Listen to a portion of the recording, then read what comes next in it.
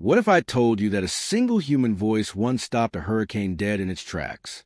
Not with technology, not with science, but with three simple words that made nature itself bow down. This story has been whispered for over 2,000 years, and what happened that night defies everything we know about meteorology. Before we dive in, have you ever been caught in a deadly storm? Drop storm in the comments if you've experienced nature's terrifying power, because what you're about to hear will change how you see every thunderstorm for the rest of your life. Picture this. 7 experienced fishermen caught in the most violent storm in recorded history. Waves taller than houses. Winds that could lift a grown man off his feet.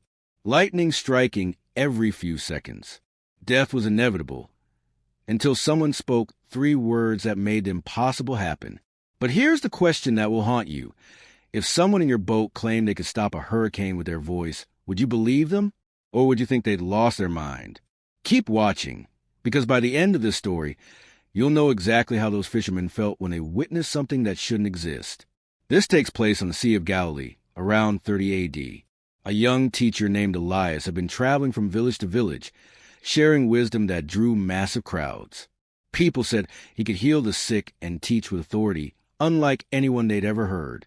That evening, Elias approached his 7 closest followers, fishermen who had left everything to learn from him. Their names were Marcus, Thomas, Simon, Andrew, James, John, and Philip. These weren't religious scholars or philosophers.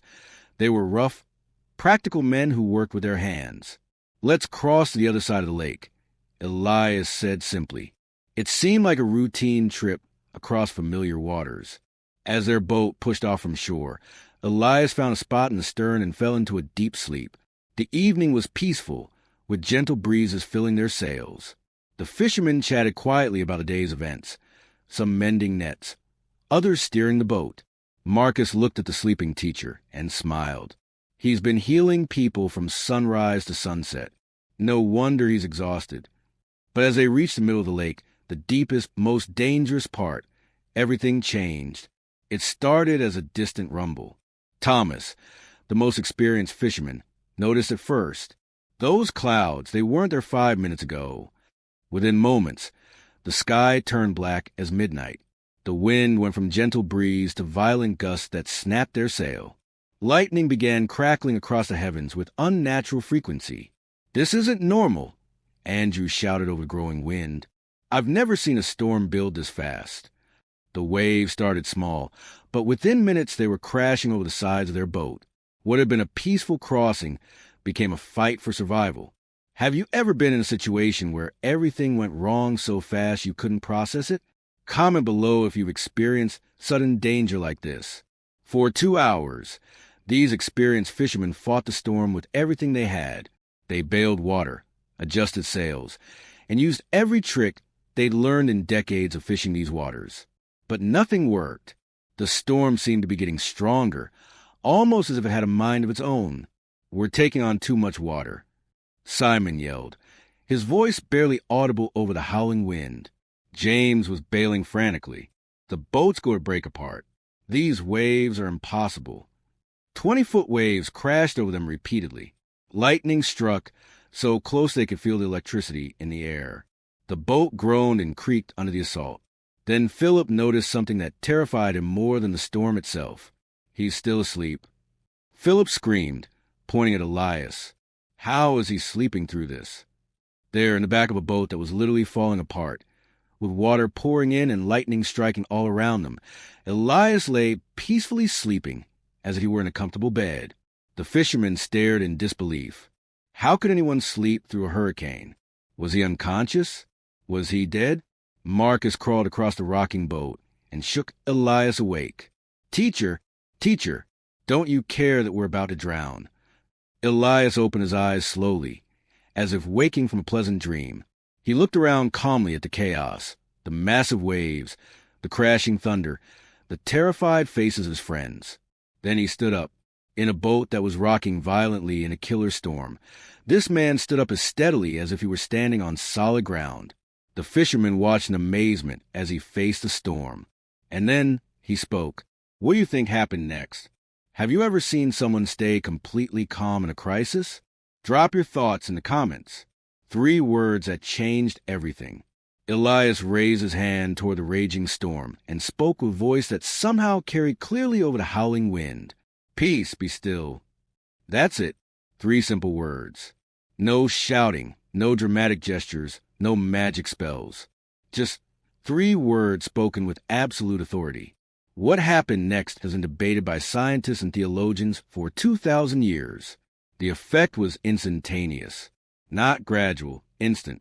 The wind stopped mid-howl, as if someone had flipped a switch. The massive waves that had been 20 feet high suddenly flattened to mirror-smooth glass. The lightning ceased. The thunder stopped mid-rumble. The silence was so complete, so sudden, that it was more shocking than the storm had been. The 7 fishermen sat frozen, their mouths hanging open. Water still dripped from their clothes, but the lake around them looked like a perfectly calm pond. Not even a ripple disturbed the surface. What just happened? Thomas whispered, afraid that speaking too loudly might break whatever spell had been cast. Marcus looked at the other fishermen, then at Elias, then back at the impossibly calm water. "Even the wind and waves obey him," he said, his voice trembling. What kind of man commands nature itself? John was checking the sides of the boat, where moments before waves had been crashing in. Now there wasn't even a gentle lap against the hull. The storm was real, right? Andrew asked, looking at his soaking wet clothes. "We didn't imagine that." Philip pointed to where lightning had struck their mast, leaving a black burn mark. "It was real, but this—" He gestured at the glassy lake. "This is impossible." They completed their crossing in absolute silence, each man lost in his own thoughts. The lake remained perfectly calm, as if apologizing for its earlier violence. When they reached shore, other boats were arriving too, boats that had been caught in the same storm but had barely survived. The other fishermen were battered, their boats damaged, some with injuries. "How did you make it through?" One of them called out. "We saw you in the worst part of the storm." The 7 friends looked at each other. How do you explain the impossible? Word spread quickly through the fishing communities around the lake. "There's a teacher who can control the weather. I heard he speaks to storms and they listen." 7 witnesses saw him calm a hurricane with his voice. Some people believed. Others thought it was just fishermen's tales. You know how sailors exaggerate their stories. But here's what couldn't be denied. Every single person in that boat was changed forever. These weren't gullible men. They were practical, skeptical fishermen who had seen everything the sea could throw at them. Yet they all became fearless after that night. They traveled the world telling this story, never changing the details, never backing down even when threatened with death. Pause. If you witnessed something like this, would you tell people? Or would you keep quiet because no one would believe you? Let me know in the comments. Meteorologists today say that storms don't just stop instantly. There's always a gradual calming process. Wind doesn't go from hurricane force to 0 in seconds. Waves don't flatten like someone smoothed them with a giant hand. Yet 7 independent witnesses swore this is exactly what they saw. This story isn't just about controlling weather. It's about who has ultimate authority over the forces that terrify us most. The disciples thought they were following a wise teacher. That night, they realized they were traveling with someone who had power over the very elements of creation. The question that haunted them became the question that would change the world. Who is this man that even the wind and sea obey him? We all face storms in our lives. Maybe not literal hurricanes, but financial disasters, health crises, relationship breakdowns, career failures. Situations that feel completely out of control, where we're drowning and desperate for help. This story reminds us that there's a voice more powerful than any storm we'll ever face. A presence that can bring peace to the most chaotic situations. Sometimes a miracle isn't being rescued from the storm. Sometimes it's finding perfect peace in the middle of it. Those 7 fishermen never forgot that night. Years later, when they faced their own life storms, persecution, imprisonment, even death, they remembered the voice.